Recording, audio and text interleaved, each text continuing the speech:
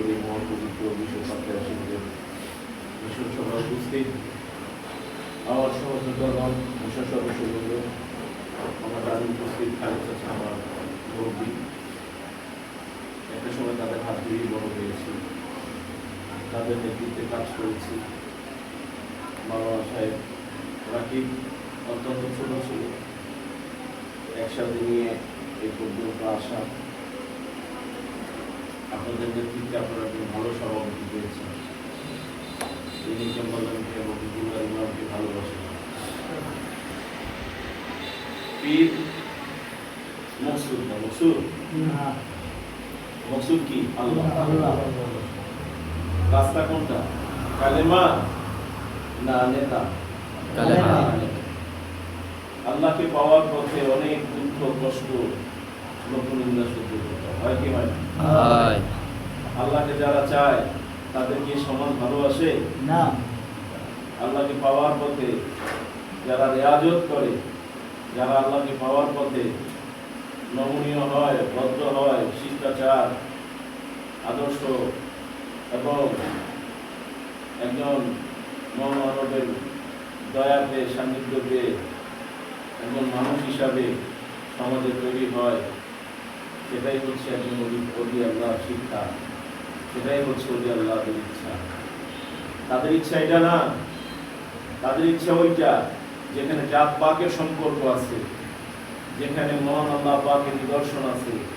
এই জন্য আল্লাহ পাক কালামুল্লাহ শরীফের মধ্যে বলেন, অফিয়ান তুসিকুম অফালা তুবসিরুন, হে আমার বিশ্বাসী বান্দাগণ, আমার নিদর্শন তোমাদের মধ্যে আছে, সেই নিদর্শনকে তোমরা তালাশ করো। কার মধ্যে আছে? মানুষের মধ্যে। কার মধ্যে আছে? মানুষের মধ্যে আছে। এজন্য মানুষের বিবেক আছে। কি আছে? বিবেক আছে। বিবেক থাকার কারণে সে অন্যায় করতে পারে না, সে অন্যায় কাজে যায় না। এই বিবেকবান মানুষকে আল্লাহ পাক দুনিয়া পাঠাইছেন, তাদের জন্য কোরআন আছে, আছে কি নাই? আছে। তারপরে নামাজ আছে, আছে কি নাই? হজ আছে, আছে কি নাই? যাকাত আছে, আছে।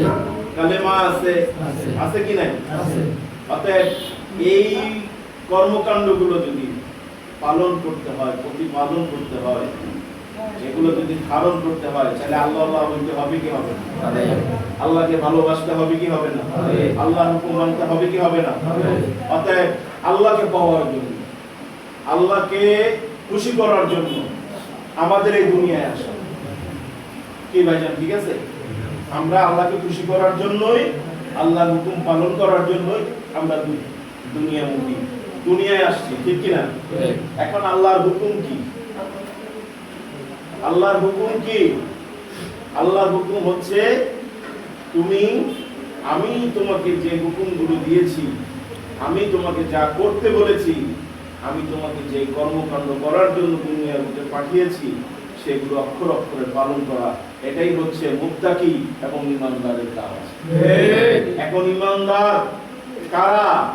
যারা মিথ্যা কথা বলে তারা না, যারা মানুষের হক মেরে খায় তারা কি ঈমানদার না, যারা মানুষের সাথে প্রতারণা করে, রাষ্ট্রের সাথে প্রতারণা করে, দ্বীনের পথের সাথে যারা প্রতারণা করে, আল্লাহ পাওয়ার পথে যারা প্রতারণা করে, তারা কি ঈমানদার হইতে পারে না?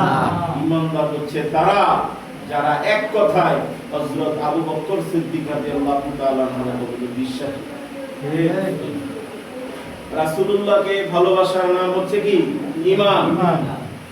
যার মধ্যে রাসূলুল্লাহর প্রেম নাই, তার ঈমান বলতে কিছু নাই। অতএব রাসূলুল্লাহকে ভালোবাসতে হবে, রাসূলুল্লাহর ভালোবাসার নামই হচ্ছে ঈমান। এখন এই রাসূলুল্লাহর ভালোবাসার কথা কি কেউ বলে? না। এই দেশে আপনারা তো সবাই চলাফেরা করেন না ভাই? রাসূলকে ভালোবাসার কথা কেউ বলে না? কি বলে জানেন ভাই? লাগতে পারে, লাগ চলে না। রাসূলুল্লাহকে ভালোবাসার কথা কেউ বলবে না। বলবে কি? জান্নাতের কথা, দোজখের কথা, নামাজের কথা। কারণ এইগুলো যদি প্রতিপালন করা হয় তাহলে রাসূল পাওয়া সম্ভব, এই আল্লাহকে পাওয়া সম্ভব, ঠিক কি না?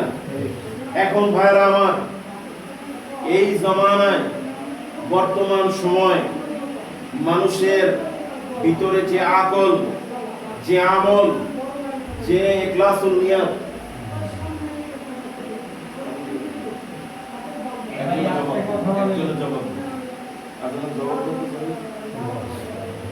যে আমল, যে হাক্কানি নিয়ম কানুন থাকা দরকার, সেগুলা এখন বর্তমান পীর মাশায়েখের দরবার ছাড়া অন্য কোথাও সেগুলো দেখা যায় না। ইতিপূর্বে আমার বক্তা জাহিদ অত্যন্ত মূল্যবান বক্তব্য রেখেছে। কি বক্তব্য রেখেছে? তরিকতের শিক্ষা। তরিকতের শিক্ষা যদি আপনার ভিতরে না থাকে, আপনি কথার মধ্যে ফায়েজ পাবেন না। তরিকতের শিক্ষা যদি আপনার মধ্যে না থাকে, আপনার কর্মী আপনার কাছে যদি কোনো নালিশ দেয়, সেই নালিশ আপনি কি দিয়ে পাঠাবেন? একটা খাম লাগবে না? একটা দরখাস্ত করবেন, সেখানে একটা খাম লাগবে না? খাম ছাড়া দরখাস্ত যাবে না। ডিএন অফিসে যদি একটা দরখাস্ত লাগেন, যাইয়া ফরওয়ার্ডিং কপিটা দিতে পারবেন? আর সেখানে কি করতে হবে? একটা খাম দিতে হবে। খাম দিয়ে সেখানে লিখতে হবে বরাবর মাননীয় উপজেলা নির্বাহী কর্মকর্তা, ভারপ্রাপ্ত কর্মকর্তা, নাকি বরাবর দিয়ে লিখতে হবে না? এইটা